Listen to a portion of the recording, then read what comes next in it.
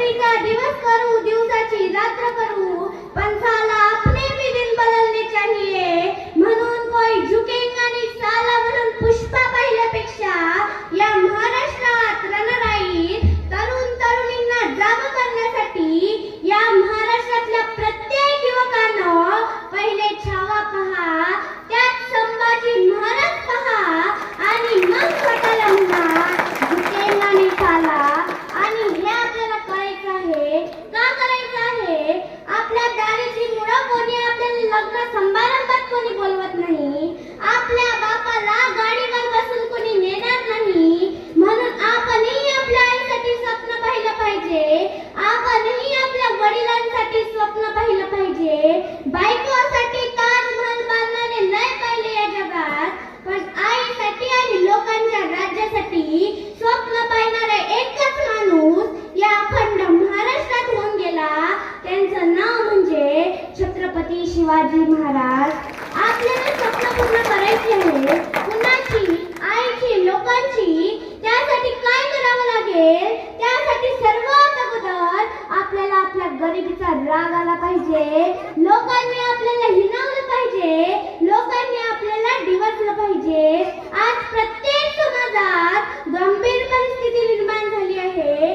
आई वडील मुलांसाठी गंभीर झाले आहेत. लग्नाच्या मुलांना मुली मिळत नाही आहे. का मिळत नाही आहे यावर चिंतन मंथन कुणी करत नाही. मुली काही लग्न करत नाही. मुलींनी लग्न करणं काय बंद केले? सर्वच मुली लग्न करून राहिल्या, पण कुठंतरी आमचा तरुण कमी पडत आहे. मुली चांगलं शिक्षण घेत आहे आणि आमचा तरुण मोबाईलच्या स्क्रीनवर झूम करू करू पोरी पाहत आहे, गेम खेळत आहे. बापाच्या भरोशावर भिकारचोट मित्रमंडळांसोबत बारवर, चहाच्या टपरीवर एका हातात चहाचा कप, दुसऱ्या हातात सिगरेटचा धुवा छाती जोडत आहे. आणि मग कोण मुलगी तयार होईल या संतर गुल्ल्यासोबत लग्न करण्यासाठी? आज आपल्या मुलींच्या शिक्षणाचा स्तर कुठे आहे? येणाऱ्या पुढील वर्षाच्या कार्यकाळात आपल्याला प्रत्येक ऑफिसच्या टेबलावर 90% मुलीच दिसणार आहे. आणि ही आजची भविष्यवाणी आहे. असं कुठं झालंय? चांगलं काम करणाऱ्या पोराचं लग्न जुळत नाही. असं कुठं झालंय? जगाच्या हिशोबानं चांगलं कमावत्या खाता घरच्या पोराला पोरगी मिळत नाही. दुनिया झुकती है झुकाने वाला चाहिए, दुनिया झुकती है झुकाने वाला चाहिए. युवा वो नहीं होता जो हवा के साथ बहता है, युवा वो होता है जो हवा का रूप बदल देता है. हवा देखत नाही. असा वेळ अभ्यास करायची आहे. बापाने मुलाला मोबाईल घेण्यासाठी 25,000 दिले नाही, म्हणून मुलाने गळफास लावून घेतला. अरे काय हा प्रकार आहे? तुम्ही जगता कशाला? स्वतःच्या मेहनतीवर हिमतीवर घ्या ना. 5-5 लाखाचे मोबाईल घ्या ना. बापाला सुद्धा अभिमान वाटला पाहिजे, माझ्या पोराजवळ 5 लाखाचा मोबाईल आहे. बापाच्या छातीवर कशाला उड्या मारता तुम्ही? मग कोण मुलगी तयार होईल तुमच्या सोबत लग्न करण्यासाठी? इथं बसल्या तमाम माता भगिनींना सांगते, विनंती करते, या देशातल्या महाराष्ट्रातल्या गरीब गरीब घरच्या पोरी डॉक्टर झाल्या, इंजिनियर झाल्या, वकील झाल्या, SP झाल्या, कलेक्टर झाल्या. विश्वास नांगरे पाटील सांगतात, घर नाही म्हणून मशानात राहून काम करणाऱ्या बापाची पोरगी 12वीला मेरिट आली. तिचा स्वप्न काय? तर विश्वास नांगरे पाटलांसारखं IPS व्हायचं. म्हणून इथं बसल्या तमाम तरुणींना कडकडीची विनंती आहे, तुझ्याकडे स्नॅपचॅट आहे, तू त्याच्यावर फोटो पण काढते, सोबत एखाद्या दलिंदरीला पण घेते, with my bestie, with my bro म्हणलेला. सख्या भावासोबत आम्हाला बोलायला वेळ नाही, त्यात with my bro, with my सिसो कुठून आणली अर्धवट इंग्रजी? आता इथे एखादा तरुण आहे, चांगलं काम करणार आहे, तो म्हणेल यावेळी आपणच सरपंच व्हायचं का? बाजूच्या त्याच्याच भिकाचक मित्रमंडळातील म्हणते, राहू दे ना, तुझ्या काय जाते? अरे हे एवढी 90 मारते की रस्त्यानं चालता येत नाही, पण हे सल्ला त्याला देते. म्हणजे परिवर्तन करायचं आहे, पण आपल्यातलं एखादा गरीबाचा पोरगा म्हटलं काहीतरी करायचं आहे, त्याला सल्ला देणारे भरपूर लोक आहेत. आता एक पोरगी आहे, घरात मोठा भाऊ आहे, भावापेक्षा पोरगी हुशार आहे, समाज आहे, जात आहे, त्यात नातेवाईक आहे. आई वडिलांना सांगेल हिचं लग्न करून द्या म्हणून आई वडिलांना एक कडकडीची विनंती आहे, चांगलं शिकणाऱ्या पोरीला चांगलं शिकू द्या, पण शिकू देताना एक विनंती आहे, रात्री जेवायला बसताना सहकुटुंब जेवायला बसा, पोरा पोरीच्या डोळ्यात डोळे घालून विचारा काय चालू आहे कॉलेजला, तिचा त्याच्या मोबाईल चेक करा, बराच काय त्याच्यात लॉक करून ठेवलेलं असतं, त्याचा शोध घ्या, पोरा पोरी सोबत चांगलं वागा, नाहीतर पोरगी बाई म्हणून मारायचं आणि पोरगा बाई म्हणून सोडायचं. आपल्या पोरीचा जसा विचार करता तसा दुसऱ्याच्या पोरीचा सुद्धा करा, नाहीतर आपली ठेवायची झाकून आणि दुसऱ्याची पाहायची वाकून. हे हरामी धंदे जोपर्यंत आपल्याला जाणार नाही तोपर्यंत परिवर्तन होणार नाही. आता रस्त्यात एखाद्या पोरीला कोणी छळत असताना हे विचार करते, आपण मंदात गेल्यापेक्षा, आपण मार खाण्यापेक्षा आपण मंदात न गेलेलं बरं.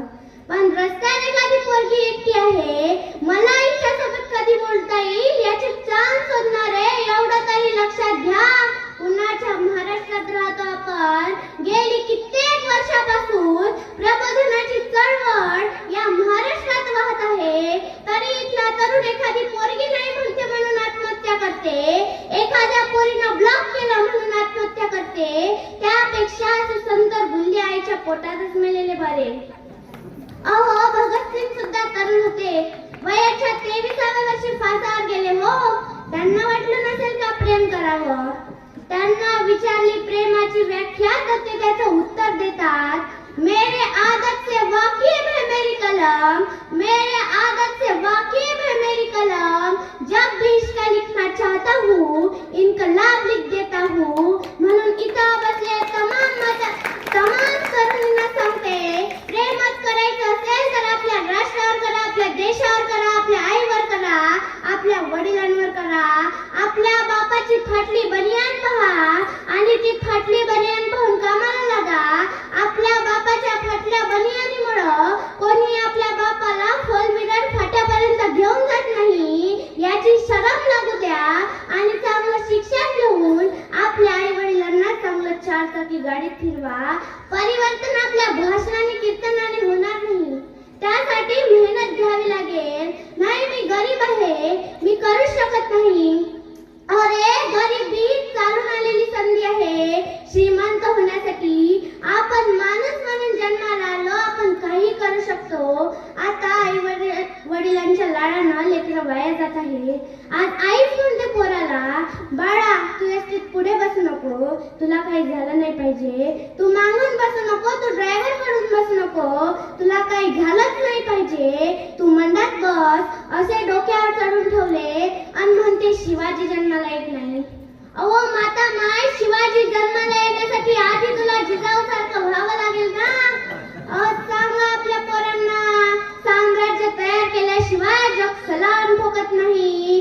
त्यांना महात्मा फुले, डॉक्टर बाबासाहेब आंबेडकर, शिवराय सांगा, त्यांना राम सांगा, राम कसा राजा बनला, वडिलांच्या एका शब्दावर 14 वर्ष वनवासात गेला, कंदमुळे खाल्ली, जंगलात काटे गोटे बिना चप्पल फिरला, तेव्हा राम घडला. अहो, आमच्या छत्रपती राजांकडे पुण्यापासून तर चाकणपर्यंतची जहागीरदारी होती, हवा तसा एन्जॉय करता आला असता. पण आपल्या बापाला आलमगीर बादशाह समोर सलाम करताना पाहिलं आणि वयाच्या 13व्या वर्षी रायेश्वराच्या मंदिरात स्वतःच्या करंगडीला कापून रक्ताचा अभिषेक केला. लहान लहान लेकरं गोळा करून स्वराज्य स्थापनेची शपथ घेतली आणि रायतेचे राज्य निर्माण केले. हे सहज झालं का? आज आमच्या घरी पंजाचा फोटो नाही आहे का? कोणाच्या घरी पंजाचा फोटो आहे का?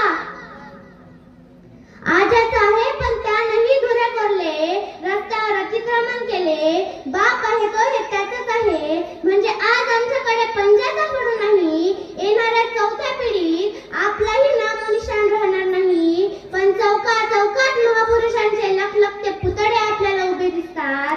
का आहे ते? अहो, लोकांसाठी काय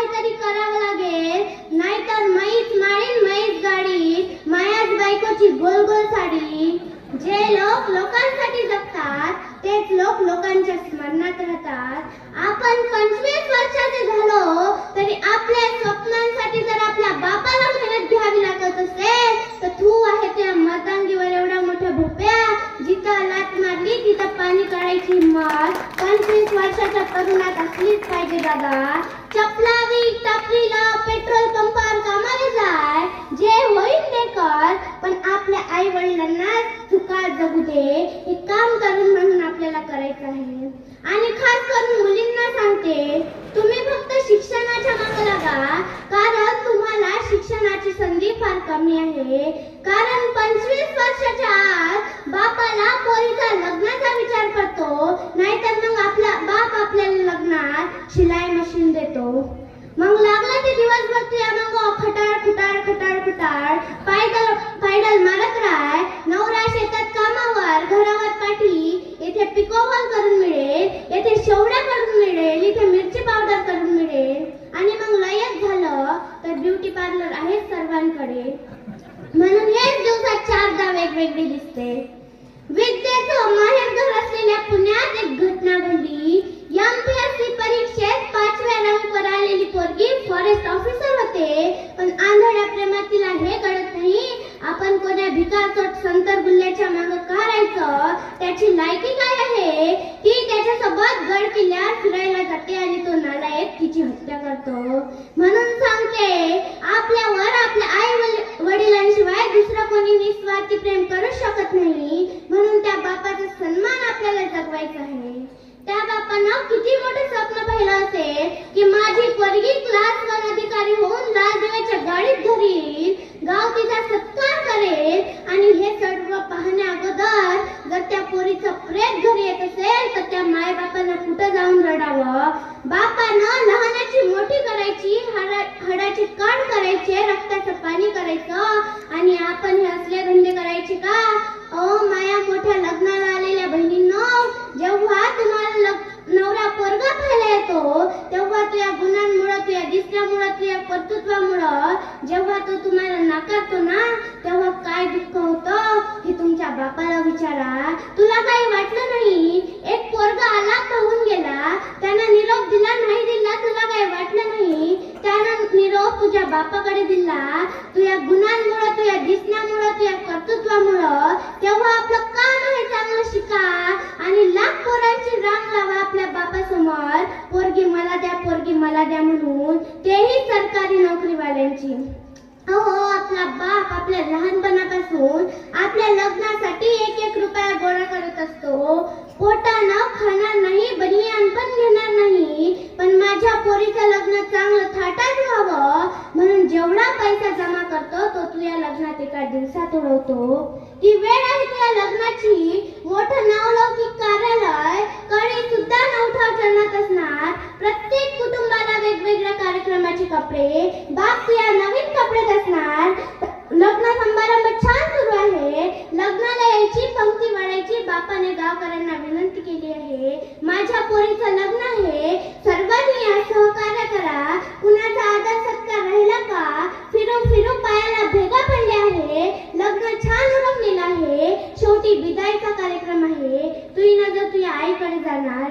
ती आई तुझ्याकडे येऊन हुंबरडा फुलणार आहे. नंतर तुझी नजर तुझ्या बहिणीकडे जाणार. ती बहीण तुला बिलगळून रडणार आहे. नंतर तुझी नजर तुझ्या भावाकडे जाणार, ज्याच्याशी तुझं कधी पटलंच नाही. तो भाऊ येणार, तोही तुझ्याकडे येऊन हुंबरडा फुलणार. आई रडत आहे, बहीण रडत आहे, भाऊ रडत आहे, मामा मामी आत्या काका काकू सर्वच तुला रडताना दिसणार. नंतर तुझी नजर तुझ्या बापाकडे जाणार. बाप तुला मंडपामध्ये आताही कामच करताना दिसणार. नंतर तू गाडीत बसणार. आई तुझा हात सोडणार नाही. आई रडत आहे, बहीण रडत आहे, अख्खं गाव रडत आहे. नंतर तुझी नजर तुझ्या बापाकडे जाणार. बाप जवळ येणार, तुझ्या डोक्यावर आशीर्वादाचा हात ठेवणार आणि खंबीरपणे बाप तुझा पुन्हा तुझ्यापासून लांब जाणार. आता तू गाडीत बसल्यावर तुझ्या मनात विचार येणार, माझी ह्या घरातली शेवटची वेळ. मी या घरातले 25 वर्ष पूर्ण केली आहेत, पण ओलांडताना मी पाहिलं, मला माझी आई रडताना दिसली, भाऊ रडताना दिसला, बहीण रडताना दिसली, मला माझे सर्व नातेवाईक रडताना दिसले, अख्खं गाव मला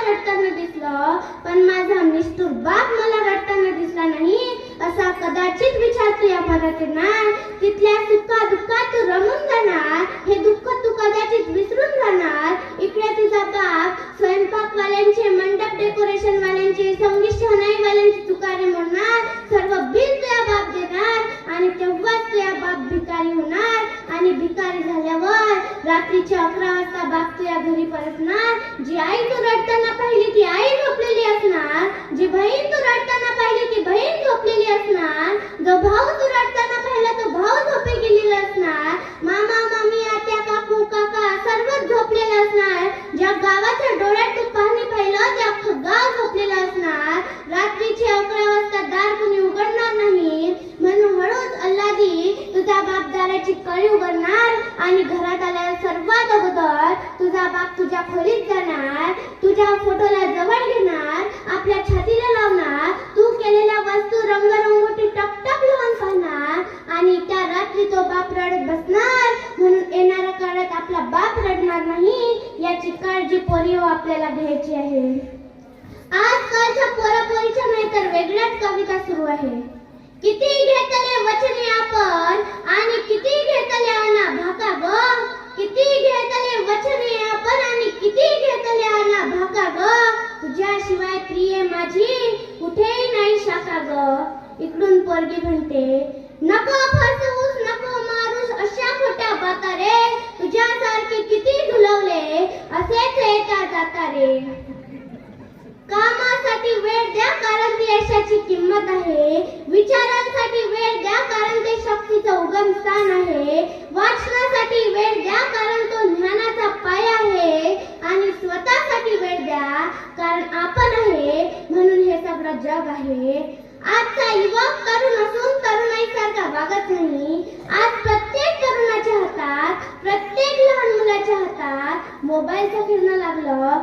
जो बाप रात्रंदिवस राबतो, आपले घाम गाडतो, त्या बापाला पोरं विसरून राहिले आणि मोबाईलवर पबजी खेळून राहिले. रात्रीच्या 12 वाजता पोरं कोपऱ्यात बसलेली दिसतात. आने गेले उसको मार डालेंगे, म्हटलं कुणाला मारते, हाता पायाच्या काड्या, छातीच्या पत्रवाड्या, दारू गांजा पिऊन पिऊन गालं अंदर गेली, तोंडाचा एक्सरे काढायचं पण काम नाही आणि ते थोबाड टाकते फेसबुक स्टेटसवर.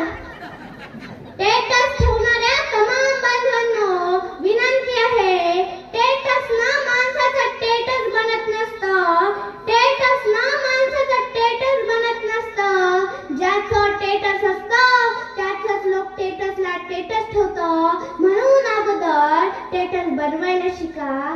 कित्येक वर्ष अगोदर एका महामानवाने स्टेटस बनवलं. त्या महामानवाची असंख्य जनता स्टेटस ठेवते. त्या महामानवाचं नाव म्हणजे स्वामी विवेकानंद.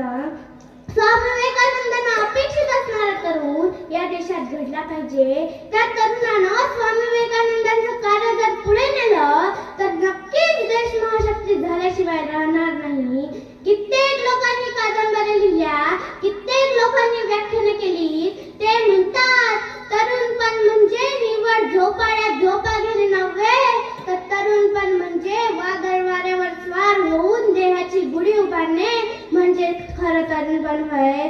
स्वामी विवेकानंद म्हणतात जागे व्हा आणि जोपर्यंत जागे व्हा जोपर्यंत आपण आपल्या ध्येयापर्यंत पोहोचत नाही.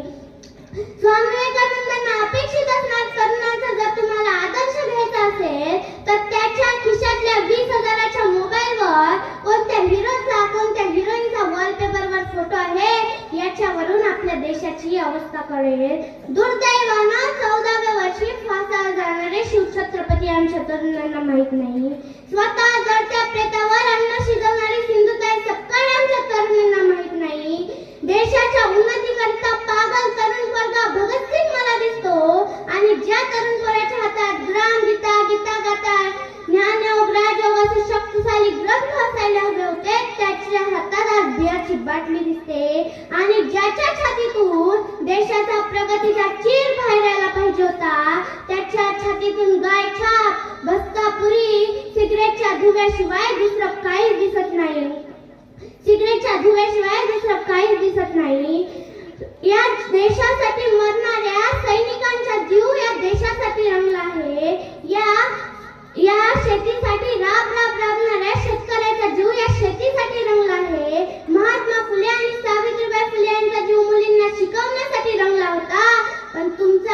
जीव मात्र तिच्यामध्ये रंगला आहे. म्हणून तिच्या जीव रंगवल्यापेक्षा शिक्षणात जीव रंगवा आणि आपल्या आई वडिलांना चांगलं सुखात जगू द्या.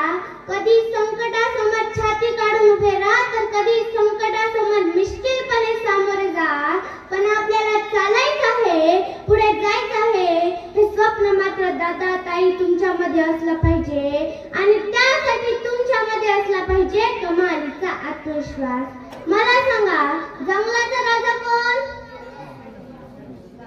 जंगलामध्ये धावतो कोण छान? जंगलामध्ये ताकद कोणाच्या अंगात आहे? सांगा ना.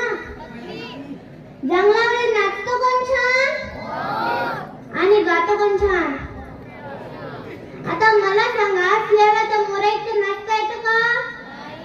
कोकिळा इतकं गाता येतं का? हत्ती इतकी ताकद आहे का? जिराफ इतका उंच आहे का? मग सिंहाला जंगलाचा राजा कोणी केलं? सांगा. त्यानंच जाहीर केलं, मी जंगलाचा राजा आहे. आणि कारण काय माहिती आहे? त्याच्यामध्ये कमालीचा आत्मविश्वास आहे. सकाळी उठून असा रुबाबात चालतो ना, समोर कितीही मोठा प्राणी आला त्याच्या डोळ्यात डोळे घालून बघते सिंह आणि त्याला म्हणते, जंगलाचा राजा मी आहे, बाजूला हो. हा जो कमालीचा आत्मविश्वास आहे ना, हा आत्मविश्वास पोरांना तुमच्यामध्ये असला पाहिजे. मोठी स्वप्न बघा, काय करायचं ते आज ठरवा. परदेशातली अनेक विद्यापीठ आता आपल्या भारतात येऊन पाहताय. आता आपली स्पर्धा जगासोबत आहे. म्हणून तुमचे 96%, 97%, 99% मार्क जरूर मिळवा. आणि मार्काच्या सोबत आपण कोणती कौशल्य आत्मसात करतो का? जपानचा हिरोशिमा नागासाकी सगळं उद्ध्वस्त झालं, पण जपान पुन्हा ताटमानेने उभं राहिलं. कुणाच्या भरोशावर उभं राहिलं? तर आपल्यासारख्या चेंगूमेंगू पोरांच्या भरोशावर उभं राहिलं. पोरांना कळलं, आमचं काम, आमचं ज्ञान हे देशासाठी आहे, पण आमचं झालंय काय? आम्ही सगळे मार्कांमध्ये अडकलोय. माझं सगळ्या पालकांना सांगणं आहे, पोरांना चांगल्या शाळेत टाकलं म्हणजे आपली जबाबदारी संपत नाही. पोरांना शिक्षकांच्या हातात देऊन टाकलं म्हणजे आपलं कर्तव्य संपत नाही. घरी गेल्यावर 5 मिनिट पोरांच्या अभ्यासाविषयी आपण बोलतो का? तुम्ही म्हणाल आम्हाला वेळ कुठे आहे? आम्हाला त्याचं इंग्रजी कळतं का? आम्हाला त्याचं गणित कळतं का? आम्हाला त्याचं सायन्स कळतं का? नाही कळलं तरी चालेल, पण पोरांना विचारा, आज काय शिकलाय शाळेत? उद्या काय अभ्यास लिहून आणायला सांगितला? इथून जरी सुरुवात केली ना, तरी पोरांना कळेल आमच्या आई वडिलांचं लक्ष आमच्याकडे आहे. एखादी गोष्ट करायची आहे पण धाडस नसणं. बरं, भीती फक्त अपयशाची नसते, बऱ्याचदा भीती यशाचीही असते. आमच्या इथे एका नातेवाईकाचा जपानला जाण्यासाठी नंबर लागला. यांना भीती विमानात बसायची. विमान पडले तर मी मरून जाईल.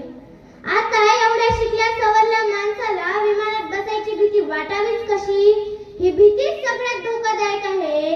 आणि ही भीती बाहेरून कोणी निर्माण करत नसते, ती आपल्या मनातून निर्माण होते. ती भीती आपल्या आत्मविश्वासाच्या अभावातून निर्माण होते. बरेच लोक, जमेल का तुला? नाही नाही, खूप कठीण विषय असतात. अरे, परीक्षा कोण देणार आहे? आमच्या इकडे सगळं असंच असतं. सायकल शिकू का? नाही नाही, पडशील. पोहायला जाऊ का? नाही नाही, बुडशील. अरे मग करू तर करू काय? टीव्ही बघ. कसं हो, आमच्या लहानपणी लहान असताना आपले आई वडील आपल्याला म्हणायचे, इकडे नको जाऊ, बाऊ आहे. तिकडे नको जाऊ, बाऊ आहे. अंधारात नको जाऊ, बाऊ आहे. लहानपणाच्या कोवड्या मेंदूत तो बाऊ असा बसतो ना. लग्न झाल्यावर पण बरेच लोक अंधारात खोलीत जातच नाही. ही भीतीच सगळ्यात धोकादायक आहे. आणि ही भीती बाहेरून कुणी निर्माण करत नसतं, ती आपल्या मनातून निर्माण होते. ती भीती आपल्या आत्मविश्वासाच्या अभावातून निर्माण होते. बरेच लोक जमेल का तुला, नाही नाही खूप कठीण विषय असतात. UPSC ती तर फारच कठीण आहे. MPSC ती तर फारच कठीण आहे. छोट्या स्पर्धा परीक्षा त्याही कठीणच आहे. डॉक्टर की वकील की तीही कठीणच आहे. अरे बाबा मग सोपं काय आहे. यशाची पायरी जर तुम्हाला गाठायची असेल तर ध्येय आणि कष्ट ठरवावंच लागेल. माझे आई वडील कधीच मला म्हणत नाही बेटा अभ्यास कर. माझे आई वडील मला म्हणतात बेटा तुला जो विषय खूप आवडतो ना त्यात एवढं समज की तुझ्या बरोबर कोणी राहूच नाही. आणि माझा मोठेपणा म्हणून सांगत नाही. मी कोणतंही चित्र द्या 5 मिनिटात काढू शकते आणि भाषण पाठांतर तर सोडाच. वर्ग 12वीचं पुस्तक 5 ते 6 दिवसात पूर्ण पाठ करू शकते. आणि हे मीच नाही तर तुम्ही पण करू शकता. पण त्यासाठी लागतो कमालीचा आत्मविश्वास. एक राजा होता. त्याला एकुलती एक सुंदर मुलगी होती. त्या मुलीचं लग्न करायचं ठरवलं. पण राजाला जावई पाहिजे होता शूरपराक्रमी.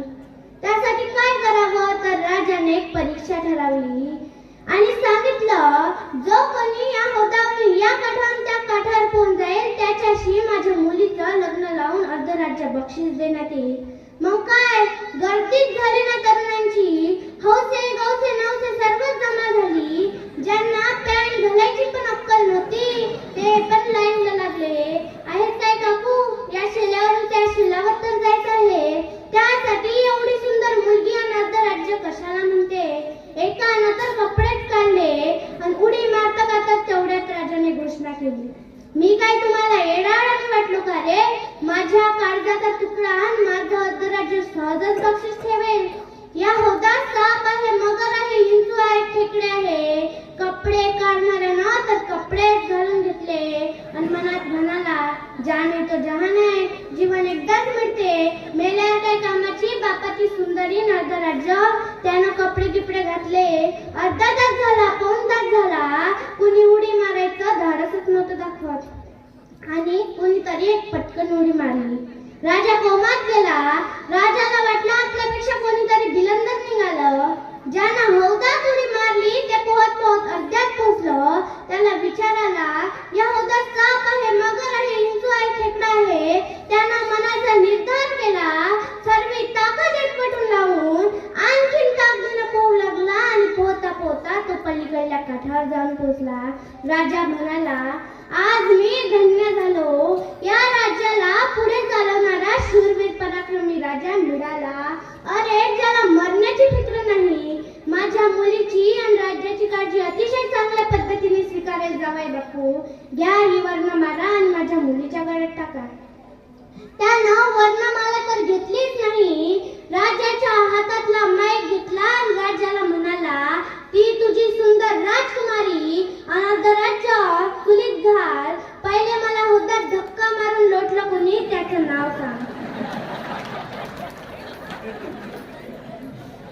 सर्वांना गंगामाई देवस्थानला मी शुभेच्छा देते आणि माझ्या भाषणाला पूर्ण विराम देते. धन्यवाद.